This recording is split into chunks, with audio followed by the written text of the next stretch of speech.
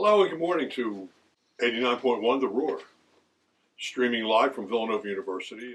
Our extraordinary person of interest today is Carol Hart Metzker. Carol is the author and advocate for the last 16 years, serving as an ally for survivors of human trafficking, trauma, and injustice. She is a certified sound therapist, which we'll get into, and an international speaker. She's a board member for organizations working against injustice, and she's a past consultant at the New Day to Stop Trafficking program and volunteer at Dawn's Place. Carol was awarded a Rotary International's highest honor of service above self. Good morning, Carol. Good morning, John. I got started, oh heavens, way more than 10 years ago. I was on a trip to India with a group of Rotarians immunizing children against polio. We ended up at an ashram, a center for children who had been rescued for slavery. At that point, I believed that I had this notion that human trafficking was something from Hollywood, or, what was that really? It didn't exist here in the U.S., did it? Coming face to face with a group of 50 children who had been rescued, literally liberated from slavery situations. In particular, an 11-year-old girl who had been sex trafficked. At that particular point, realizing I had an 11-year-old daughter at home, I needed to do something about this. Coming home to the U.S., it was my job to learn, to figure out what was happening. More often around here, the story goes something like this. I will use the story of a survivor I worked with recently. I will give her a fake name, and that is Linnea. Linnea was abused as a child, sexually, physically. Over time, she became rebellious as a teen.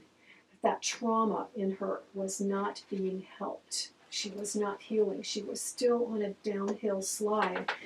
So that by the time she was a young woman, she was looking for love. She was numbing a lot of pain through medications, perhaps illegal medications. And when someone showed attention to her, said he loved her, he was going to be the person she had always waited for, loving her, she believed him. He turned out to be what we refer to as a Romeo trafficker, or Romeo pimp, and he sold her. He sold her? He sold her for sex. He sold her for sex over and over and over again, which of course is adding trauma, layers of trauma upon other layers, until she had serious mental health issues. She of course was not getting the appropriate mental or physical medical care she needed, and she was spiraling until she would have been more likely been referred to as a prostitute, a word that I despise. Women can be prostituted, but most people I refer to in the situation, they are commercially, sexually exploited, because it is exploitation through force, fraud, and coercion. Fraud, in this particular case, with Linnea's Romeo pimp. I'm sorry, where did this take place? This was here in southeastern Pennsylvania, right here at home. How prevalent is sex trafficking in Pennsylvania particularly? Prevalence? That's a great question. There are hundreds of cases that do come through the National Human Trafficking Hotline, but there are other cases that come through the FBI, self-referrals, Homeland Security, local law enforcement, and certainly through social service agencies. But the question is of all those cases that we know about, whether they're counted or not, how many are still out there? Some of the cases of women that I've worked with over the years, either in a professional or volunteer capacity, their trauma began at age 4, for instance, 6 years old. At 6 years old, you don't know, you know that someone is harming you, but if you are told you need to keep quiet, or I will harm your parents, or bad things will happen to you. There are numbers of paths out. Some of the survivors I've worked with have come through social service agencies. They stop in maybe at a drop-in center or a health clinic, and they get referred to the proper agencies that can help. Others come through prison. Sometimes there is a full conviction of, man or woman, whoever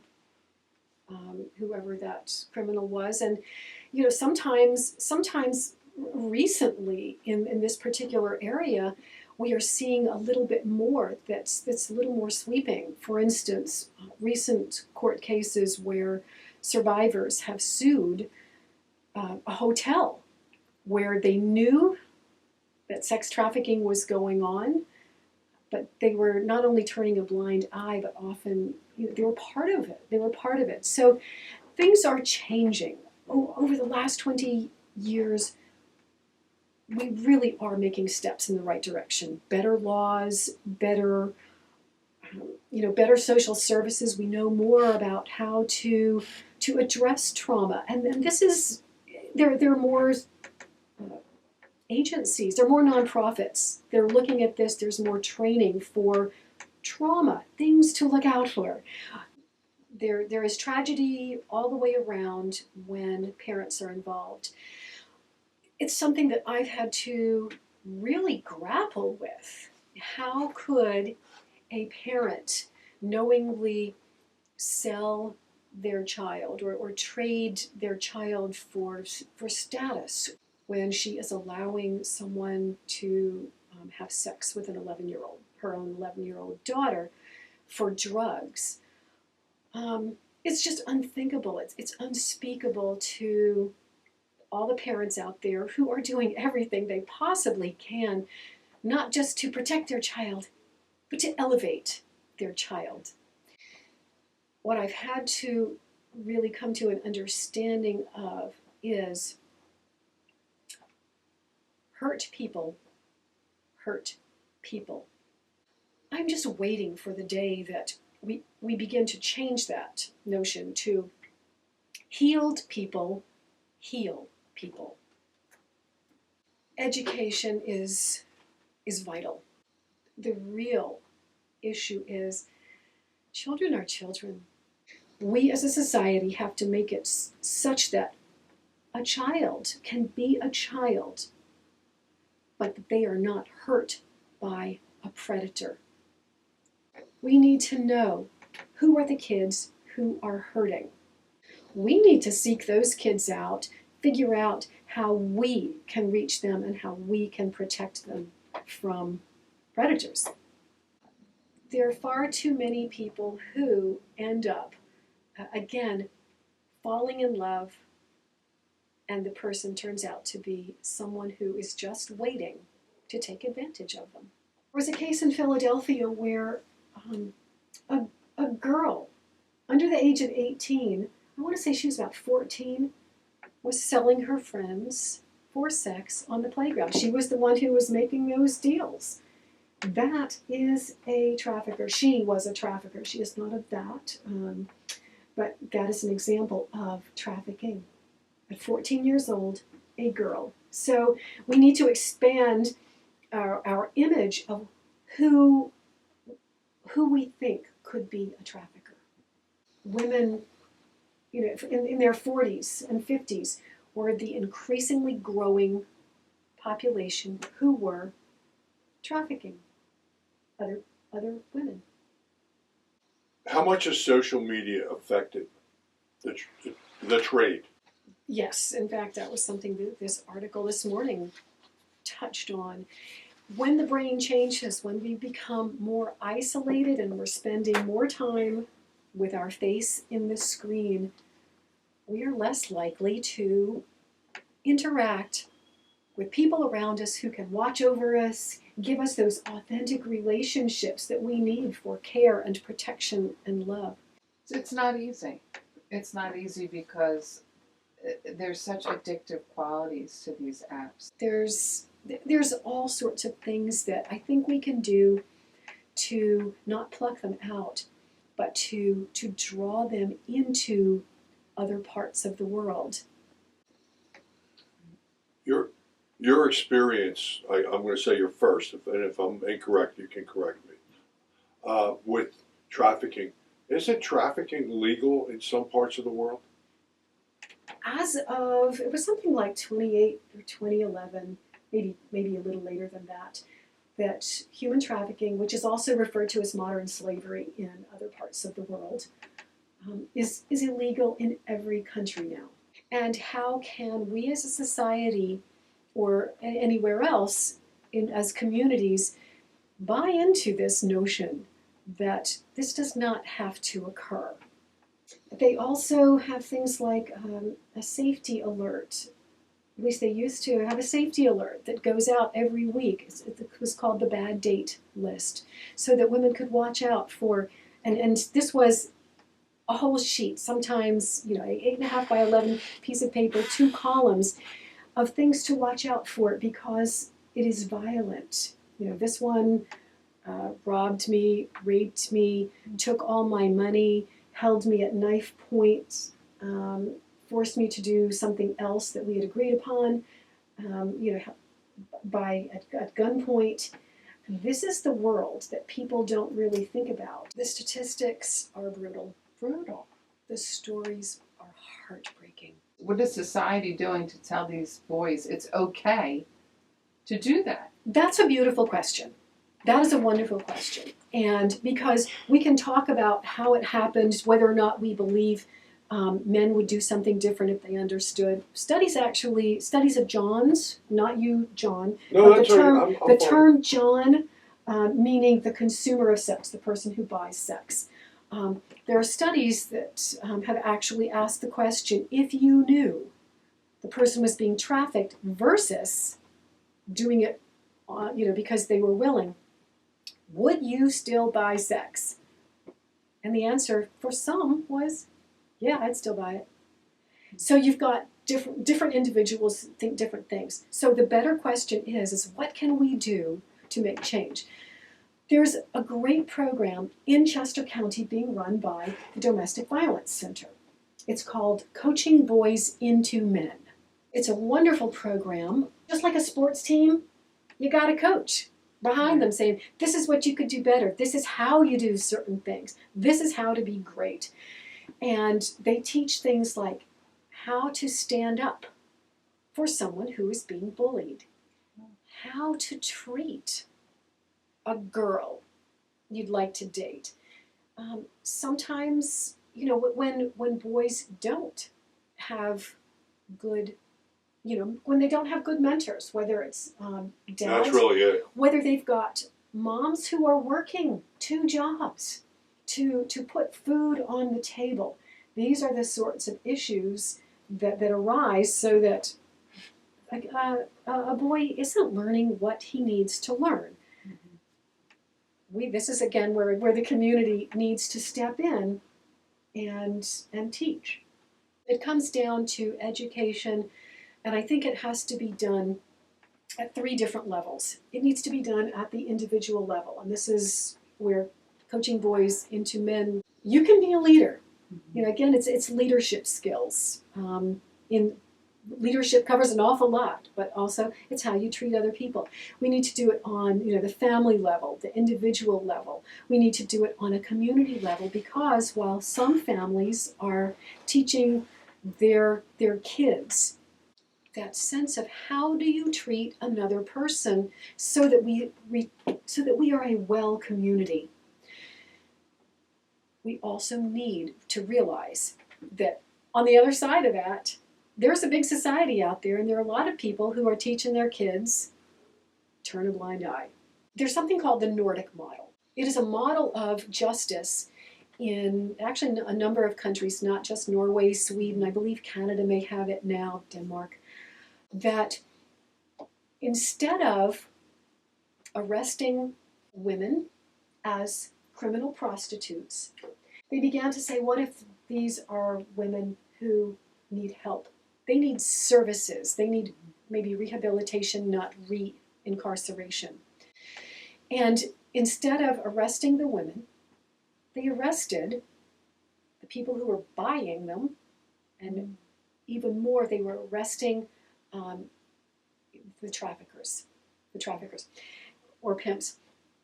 The women themselves got help, whatever social services they needed, whether it was vocational training, a safe place to live, a safe place to raise their children, jobs. But what happened in, I think it was Sweden in itself, when they made this law, and as things began to happen, it was a little bit slow to take hold, but laws do affect our society and our communities when they're enforced. What ended up happening was over a 10-year period, not only did trafficking get reduced, but violence against women was reduced. So it's going to also take law enforcement, which means we need to make sure that law enforcement is also educated, that they know, that they too have the attitude, well, maybe she is not a criminal prostitute. She is. A woman needs help. Is she trading sex for, not because she wants to, but because she is about to lose her apartment. And that is where she and her children live. And they're just, we need to become a community that cares. Rape is an assault. And I think that Absolutely. men get away with it because they think it's okay. It's not okay. Rape is an assault, and it should be prosecuted. And I think we should have laws that, support women and prosecute men that do these things. These are all murky issues. They're murky issues. And yes, would I love to see every rape prosecuted and dealt with appropriately. Do I want justice? Oh, you have no idea. The heart longs for justice. That is just the way it is. Once I get into the weeds of things, you begin to see a different picture. It isn't a different picture, it is a fuller picture. What happens when, with all these rapes, one girl accuses falsely someone of raping her? And the problem is then everything changes for everybody who really did have, that authentic situation where they desperately needed help and justice, and they'll need it for the rest of their lives. Why does a mother protect her son who is accused of rape? Now she believes that the girl is lying. And honestly, I believe in our society, people are more likely to believe the male. Rightly so. We are a country that is innocent until proven guilty. The difficulty is when that does not lead to justice. These are the questions that keep us awake at night. When we believe that there is something illegal going on in a massage parlor, we have to provide evidence. And it is for everyone's benefit that the police can't come and knock down our door because someone, because there's a rumor that said we're doing something illegal. I think that in order to maintain sanity, people out there maybe listening are going, is this ever going to end? This is so depressing. And this is what happens. This is part of your previous question. What's the resistance you encounter? People don't know what to do. It feels too big. It feels too big. It's too horrible. It will never end. The truth is, that's not quite true. Maybe we'll never fix it for every single human. But maybe we will fix it for a majority of people. Maybe we will help. Maybe the next person, is going to live a better life because someone stepped in and lent a hand. We're constantly finding out new ways to treat trauma. We are constantly looking at better laws. I was talking to someone within the past couple of months who said, we're working on better licensing, laws for licensing for massage parlors, so we don't have situations of people coming in and sort of hiding in plain view. And, you find out only through these underground websites or apps that people are being commercially sexually exploited. So there really is hope if people will step in. Yeah. You're a sound therapist. What is that? A sound therapist is someone who deliberately uses the principles of sound, music, silence, speech, vibration to create wellness, to foster wellness, to make a difference. I'll give you a couple of examples. You remember Linnea, whose story I told in the very beginning.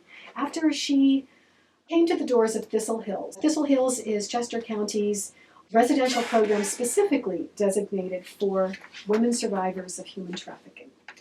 So Linnea had insomnia, terrible insomnia. She could go days without sleeping. I worked with her with crystal singing bowls. They are the great-great-grandchildren of Himalayan singing bowls that were once thought of as medicine 5,000 or so years ago. Please don't use crystal singing bowls or sound therapy to replace medical and professional health care, but it is an additional holistic therapy that can help with things like insomnia, anxiety. She would meet me at the door of the program in her pajamas saying, I haven't slept for days. I'm looking forward to sleeping. Singing bowls will help you through those sound waves for your brain to calm down and reduce those anxious, those really hyped up sound brain waves, and sleep. It's drum circles to bring your mind to that constant rhythm, beating a drum, to bring your mind into a form of order when it's scattered after maybe alcohol addiction. All sorts of ways. Those maybe they're passive, they're active. Using sound, making music together, even if you're not musical, there are things you can play that bring you together as a group so that you realize life really can be better with other humans, even after you have been at a point in your life where you distrust every single human being you meet. Have you had success in rehabilitating sex traffickers and pimps?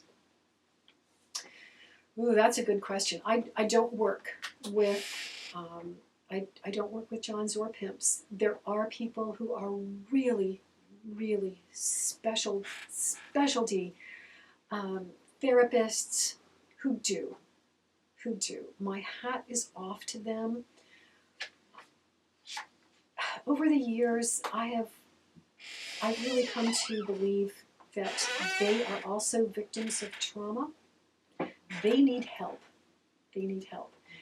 I also believe that does not excuse them.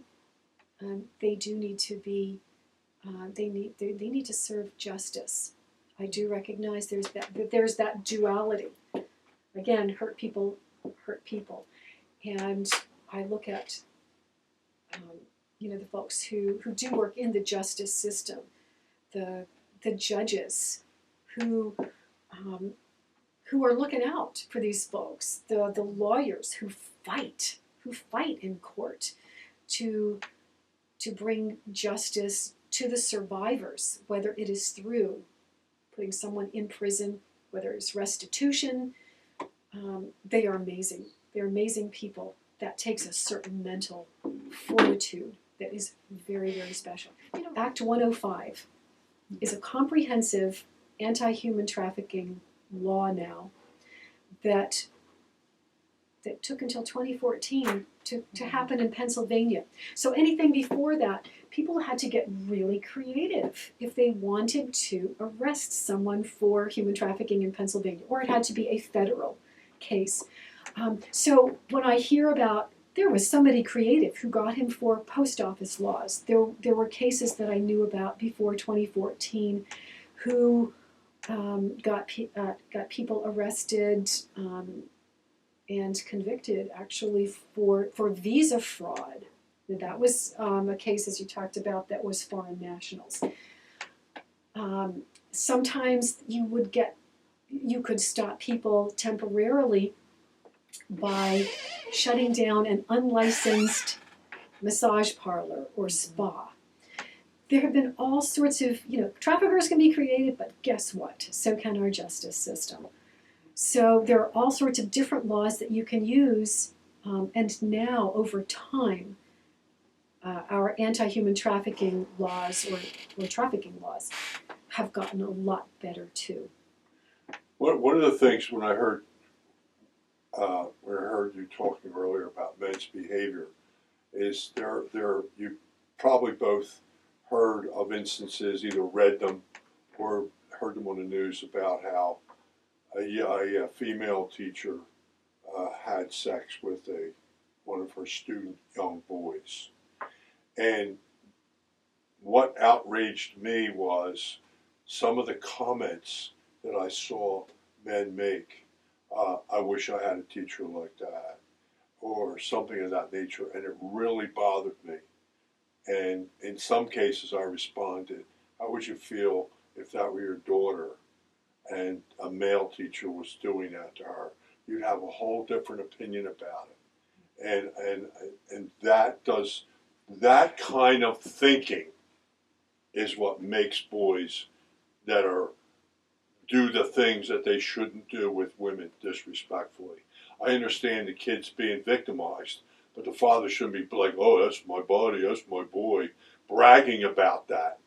Because the minute the kid tells his father or mother this is what's going on, or the person gets caught, the father should be outraged at the son. Say that's not what. Don't try to learn anything positive from this. Well, I think what it's you're only bringing, negative you're going to learn. It's not healthy for you, because all the boy does is become disrespectful to women after that.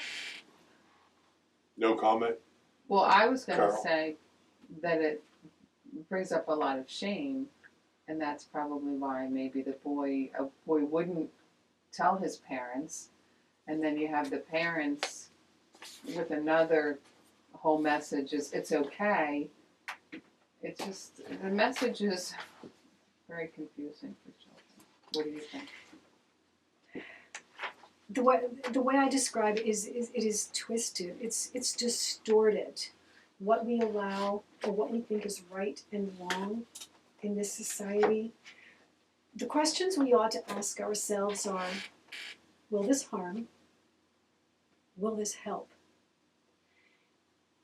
It is not helping anyone, no one, for anyone to take advantage, whether it is a woman taking advantage of an underage boy, whether it is a man taking advantage of a girl.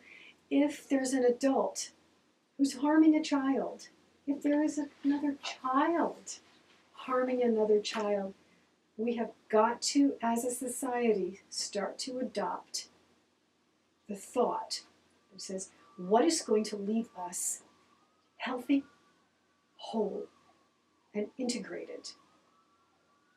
And that was probably the most idealistic thing I have said this morning, but I mean it with all my heart.